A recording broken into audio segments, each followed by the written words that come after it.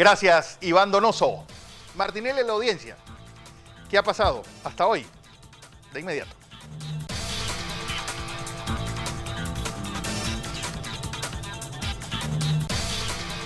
Bueno, Martinelli en la audiencia, conmigo Roniel Ortiz, parte del equipo legal del expresidente Ricardo Martinelli. Pues les debe estar yendo bien para que tanto el fin de semana como los primeros días de esta semana pues hayan estado tantas personas contrarias al presidente Martinelli inundando los medios de comunicación afines al gobierno. Roniel Ortiz. Sí, ¿qué tal, Fernando? Buenas noches a la audiencia. Mira, en efecto, Fernando, nosotros siempre, la defensa, veníamos peleando para llegar a un terreno donde pudiéramos estar en igualdad de armas o igualdad de partes, como dice el mismo Código Procesal Penal del Sistema Penal Acusatorio, y aparentemente hemos llegado a ese terreno donde hemos podido balancear la carga, hemos podido igualar un poco la desventaja que teníamos con relación a lo que Jerónimo Mejía, Harry Díaz y el resto de la organización unida para perjudicar a Ricardo Martinelli venían haciendo, torciendo la ley, violando la Constitución y maniobrando de forma totalmente que yo en mi vida, te digo, Fernando, había visto tanta manipulación y tanta injerencia y tanta violación a la ley como la que ejecutaron estos magistrados con relación al caso de Ricardo Martinelli. Mira, en efecto la audiencia empezó, solamente hemos evacuado... con un perito que ahora resulta que es un testigo, que no es perito. Es que está claro, el Ministerio Público trató de meter un gol y así está en el auto de apertura de juicio oral. Cuando se hace el sistema penal acusatorio se pasa por diferentes etapas, la famosa intermedia, cuando llegamos al juicio oral, en ese documento que se confecciona por parte del juez de garantía, se establecen las reglas del juego. ¿Qué entró como elemento de convicción? ¿Qué no entró como elemento de convicción? Para luego ser evaluado y ser admitido como prueba. Primer hecho que se dio fue que Jerónimo Mejía le dio a Rosendo Rivera una categoría de acusador autónomo que no la podía tener. Y Rosendo puede buscar todos los códigos y la Biblia si quiere, y él sabe que él era ilegal en ese acto en particular, que posterior lo vamos a denunciar porque es un parte de un abuso de autoridad en haber dado algo que no se podía dar. El juez fue claro, el presidente de la audiencia, y él le preguntó al abogado que estaba ahí, ¿su acusación es distinta a la de la fiscalía? Él le dijo que no. ¿Son los mismos delitos? Sí, son los mismos hechos.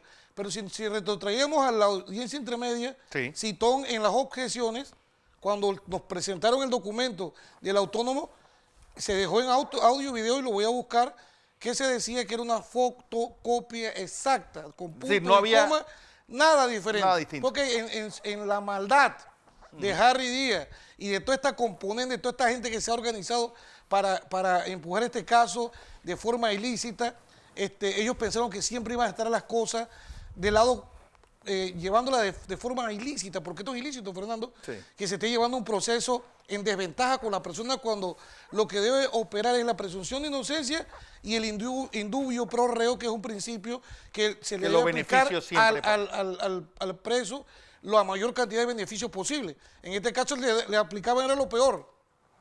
Entonces, solamente hemos evacuado un solo testimonio, que es el testimonio del perito. Pero, por ejemplo, hoy, el diario La Prensa, que es una especie de ariete de toda esta gente en este caso, dice que el fiscal ha reconocido los documentos. Es decir, poniendo como que lo que se ha dicho, un poco tergiversando lo que está pasando. Bueno, ese es el cuento que el fiscal le echó a Juan Díaz, porque el que está cubriendo eso dice es Juan Díaz, que es mi amigo.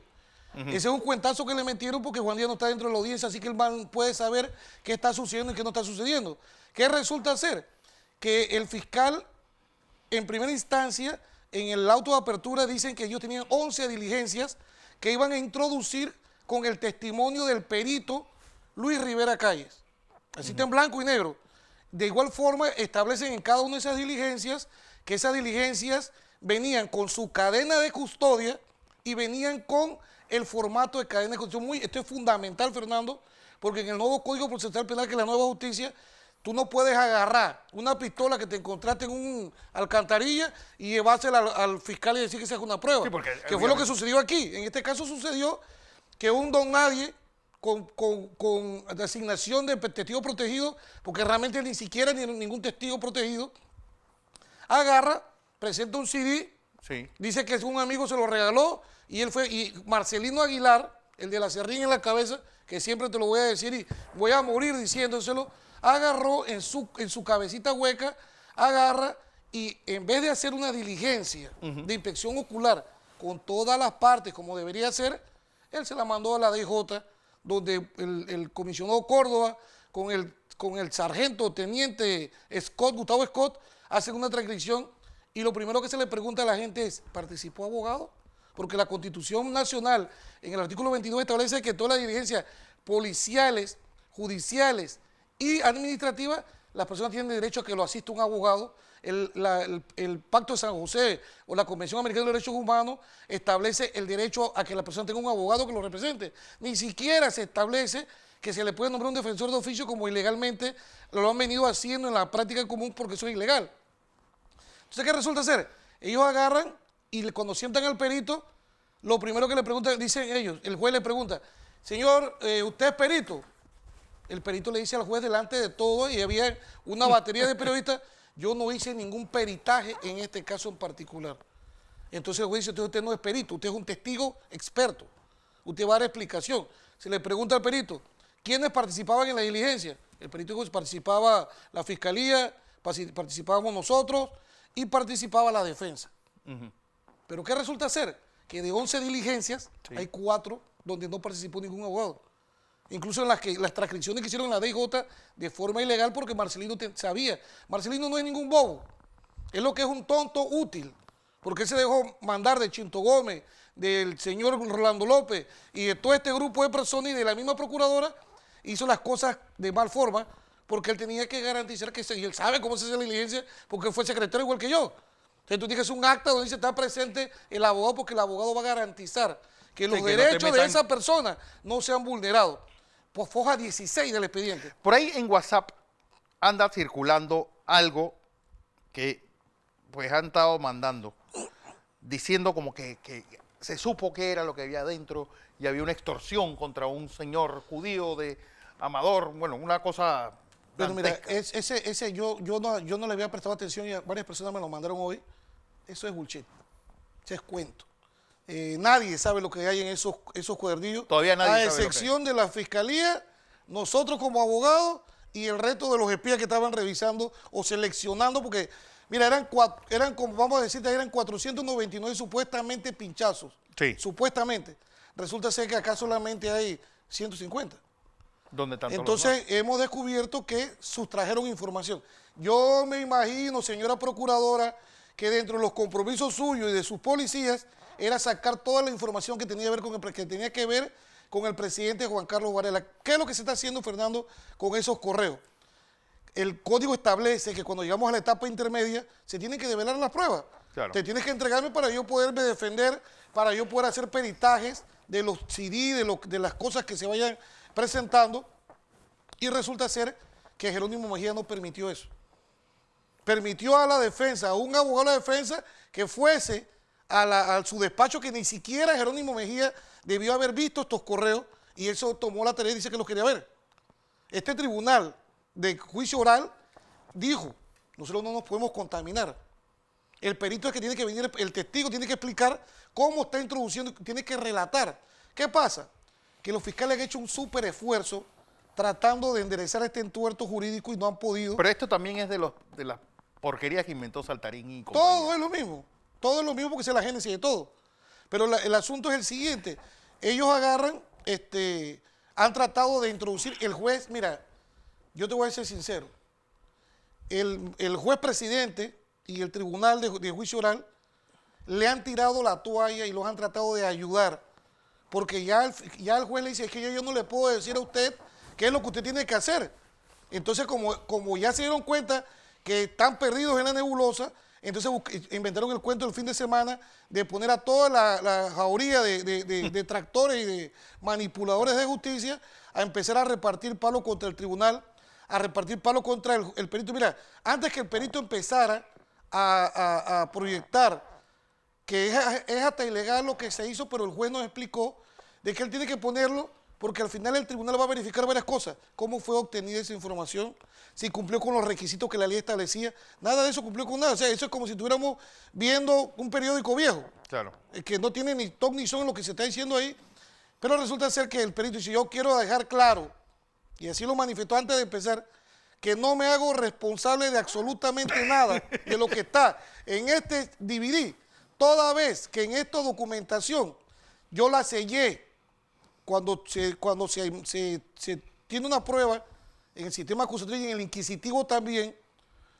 ¿Qué sucede, Fernando?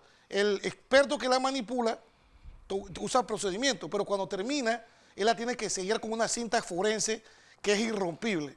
Eso nada más se rompe por la persona que la va a volver a utilizar, pero ese CD, además de eso, vienen dentro de una bolsa que se llaman embalaje.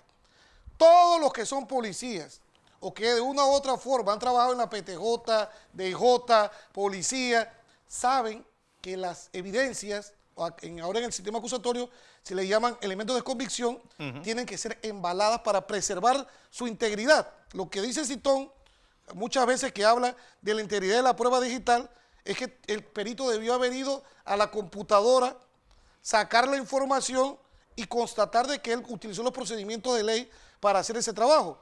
Sin embargo, eso no se hizo porque el CD vino de la calle.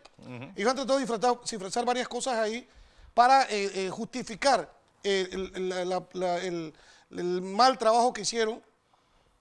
Y resulta ser que así han llevado este expediente, Fernando. Un expediente manipulado. El perito les dijo, ¿qué estamos haciendo? Muy distinto a lo que le dijeron a Juan Díaz de la prensa.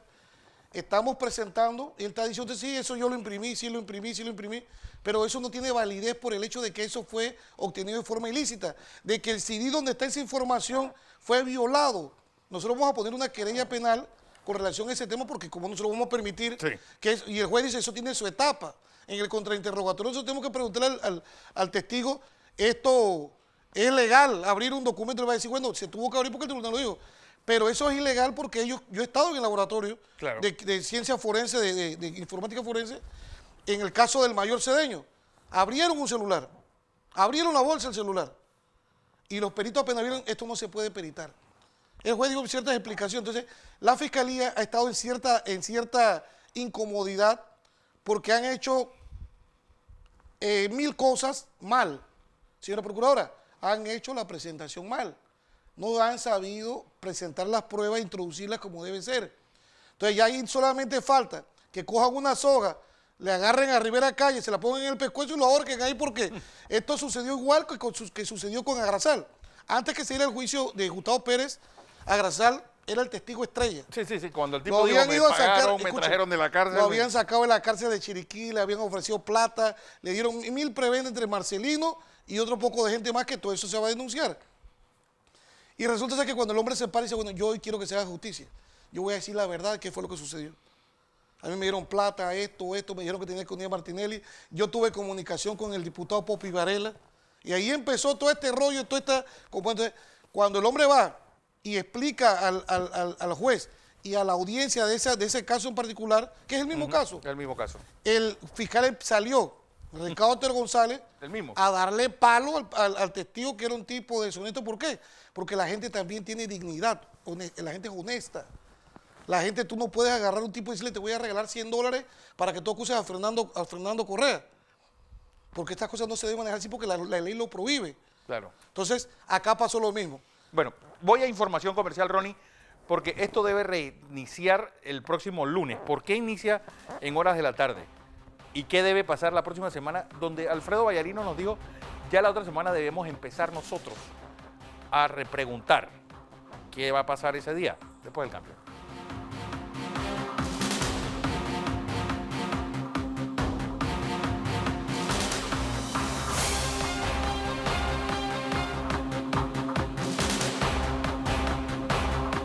Seguimos en este programa especial sobre Martinelli, la audiencia. Y este juicio oral tiene esta pausa por Semana Santa y debe reiniciarse el próximo lunes. Bueno, primero ¿Por qué en la tarde? Mira, primero que se suspendió hoy porque el día de ayer se dañó el aire acondicionado del salón. Ayer pasamos un infierno ahí y hasta los mismos jueces estaban incómodos con el calor que hacía. Se comprometieron a arreglarlo. Hoy empezamos y nuevamente siguió dañado el aparato ese.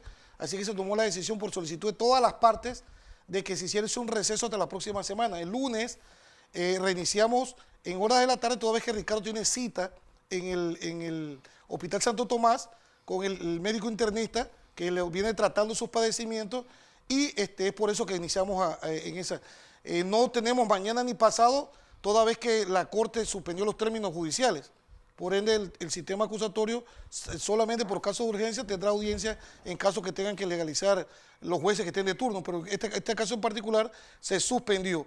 Mira, Fernando, nosotros creemos que la audiencia se va a extender muchísimo más tiempo, y te explico por qué. Se abrió una carpeta, en esa carpeta habían 179 documentos, archivos. De esos archivos solamente se han abierto 49, faltan 130 de una carpeta.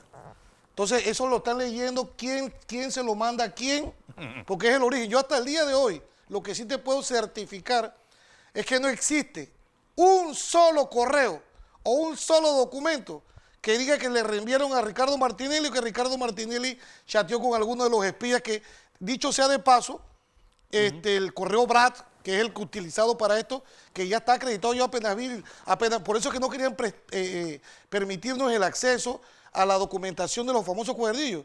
Yo apenas vi ese documento, ya me di cuenta que BRAC fue el que armó todo. Pero ¿qué resulta ser? Que BRAC, tal como el fiscal ha querido hacer ver, no fue así. BRAC ha tenido que estar trabajando afuera del Consejo de Seguridad, porque a mí me certificaron de que esos correos, el correo BRAC, no se utilizó ni era del Consejo de Seguridad, así que mal podrían estar haciendo cosas desde adentro, porque lo que se hace en el Consejo es autorizado por las autoridades competentes. Entonces, él mismo se reenviaba la documentación y todavía no he encontrado a Ricardo Martinelli. Lo que sí hemos encontrado es que a Camacho, Alejandro Pérez, el mismo Ricardo, era espiado y había un complot tratando de golpearlo en su gobierno. Y bueno, retromandeamos la próxima semana a la audiencia y estamos convencidos, Fernando, más que nunca, de que vamos a triunfar. El mismo Ricardo ya valoró y evaluó lo que había ahí, y realmente esto es algo que sinceramente da esperanza, perder el tiempo en esta cuestión. Así es. Bueno, la otra semana entonces debe mantener todavía todo el tiempo, porque Alfredo Vallarino puso un tuit interesante. Dice: esperemos que la procuradora esté en primera fila, porque la paliza que vamos a dar, bueno, cito de memoria, como diciendo lo que les viene en el contrainterrogatorio, va a ser muy fuerte para él. Yo todavía no canto victoria así, porque apenas estamos en los primeros asaltos. Hay que esperar que la pelea se desarrolle. Alfredo sí ha estado pidiendo a los fiscales que le lleven a la procuradora, que ya quieren que la procuradora, pero la que fue la procuradora por justicia. Magali Castillo fue allá, entonces que me traí, porque primera vez en mi vida que la veo en un tribunal de justicia haciendo fuerza de cara, no sé, tratando de amedrentar no sé a quién. Sí. Pero a mí me gustaría que ella también fuera a los homicidios, a los casos de pandillerismo, a los casos de los hijos de la cocinera, a exigir que la justicia sea como ellos quieren que sea. ¿Cuál es la idea de ese amparo presentado por los fiscales? El amparo de los fiscales es tratar en primera instancia que se les admita parando la audiencia. Ellos están tratando, ya de hecho incorporaron otra fiscal al caso. Ellos están tratando de capacitar a otros fiscales porque sienten que están débiles, ¿saben? Ellos saben que tienen un mal caso. Yo te lo digo, mira, el peor expediente que se eligió para perjudicar a Ricardo Martinelli es este caso no tenía ni pie ni cabeza. Este caso es un caso forzado, o sea, hemos tenido funcionarios públicos actuando como delincuentes, así, cometiendo delitos para llevar a cabo esta acusación contra Ricardo Martinelli de forma aberrante, te lo digo yo como abogado, cada vez que veo y que recordamos cada una de las actuaciones que se han venido dando en este proceso particular. Bueno, vamos a ver qué pasa la otra semana. Pues a todos que tengan una feliz Semana Santa, pues que reflexionen del país que tenemos y sobre todo del país que queremos. Ronnie, gracias por estar con nosotros. Hoy miércoles yo regreso a los estudios de Next, Iván Donoso, con la emisión noticiosa estelar de hoy miércoles.